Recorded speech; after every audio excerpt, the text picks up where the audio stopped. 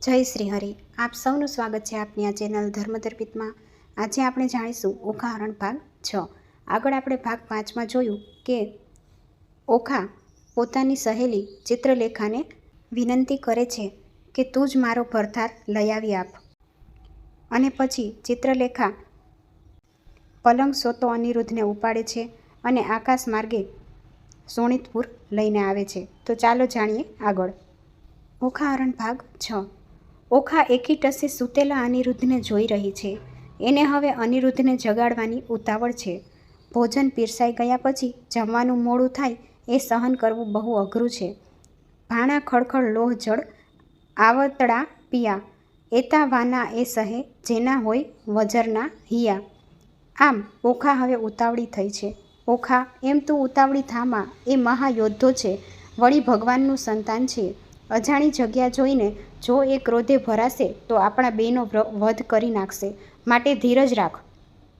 આમ બંને વાતો કરે છે ત્યાં અનિરુદ્ધ જાગ્યો. એણે આસપાસ જોયું. અરે, સુવર્ણના મહેલના બદલે હું આ ક્યાં છું? મને અહીં કોણ લઈ આવ્યું? આ લોહના દ્વાર પાસે રાક્ષસોની ચોકી. શું કોઈ દૈત્ય મને અહીં લઈ આવ્યો છે? નક્કી મને લઈ આવનારનો કાળ નજીક આવ્યો લાગે છે. કે કોઈ રાક્ષસી લઈ આવી છે, એમ બબડે છે ત્યાં એની નજર ચિત્રલેખા અને ઓખા ઉપર પડી.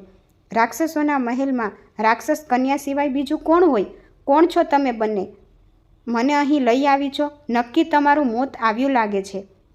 મને કોણ લઈ આવ્યું અહીં ને સામટે લઈ આવ્યા? જલ્દી કે, મારી ગદા ક્યાં છે?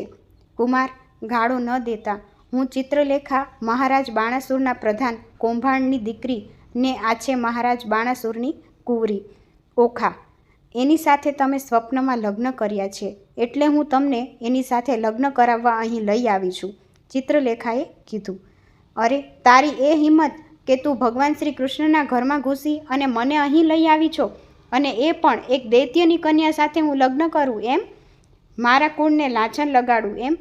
હમણાં તમારા બેયના કટકા કરી નાખું. અનિરુદ્ધ ગુસ્સે થયો અને બોલ્યો, સબૂર, યાદ રાખજો, તમે અમારા મહેલમાં છો. વળી તમે જેને રાક્ષસ કન્યા કહો છો એ રાક્ષસ કન્યા નથી. એ તો મારી મા ઉમિયાની અને ભગવાન શંકરની દીકરી છે. એના ભાઈ ગણેશ છે. આ તો મા ઉમિયાના વરદાનથી એની સાથે તમારા સ્વપ્નમાં લગ્ન થયા, એટલે કંઈ બોલતી નથી. બાકી તમારા કુળના વખાણ સાંભળો. તમારા દાદા ભગવાન શ્રી કૃષ્ણ 1800 કન્યાઓને એક રાક્ષસને મારીને લઈ આવ્યા હતા અને પરણ્યા હતા. ઢોર ચારતા ચારતા માસીને મારી નાખી, સગા મામાનો વધ કર્યો, રીછડીને પરણ્યા ને કુબજાને પણ વર્યા. હવે આગળ સાંભળવું છે કે બંધ થાવ? ચિત્રલેખાએ પણ ગુસ્સામાં કીધું. અનિરુદ્ધ ક્રોધે ભરાયો, પણ ઓખા વચમાં પડી. હે મારા પ્રાણના આધાર, મારા ભરથાર, મારા સ્વામી, હું તમને વરી ચૂકી છું. હું આપની દાસી છું. એ તો મારી દાસી છે, એને શું ખબર પડે જમાઈ સાથે કેમ વાત કરવી? એ તો બાનડી કહેવાય. એવા નાના માણસના બોલ્યા સામે ન જવાય. નાથ, હું તો તમારી માફી માગું છું અને તમે મારો સ્વીકાર કરો.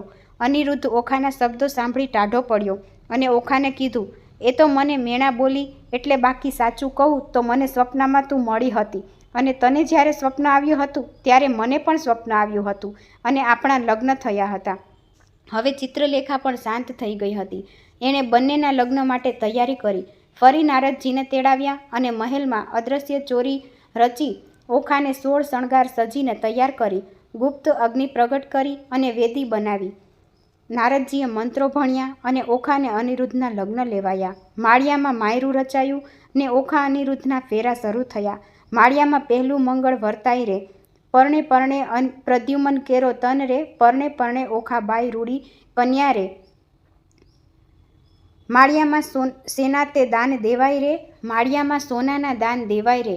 દાન દે છે ચિત્રલેખા બેની સાર રે, બીજે બીજું મંગળિયું વર્તાય રે. બીજે મંગળ સેના તે દાન દેવાય રે, બીજે મંગળ ગાયુંના દાન દેવાય રે.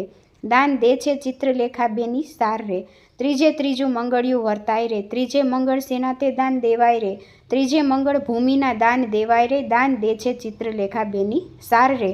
ચોથે ચોથું મંગળિયું વર્તાય રે, ચોથે મંગળ સેના તે દાન દેવાય રે. ચોથે મંગળ કન્યાના દાન દેવાય રે. દાન દે છે નારદ ને ચિત્રલેખા બાઈ રે. એમ કરી મંગળિયા પૂરા થાય રે.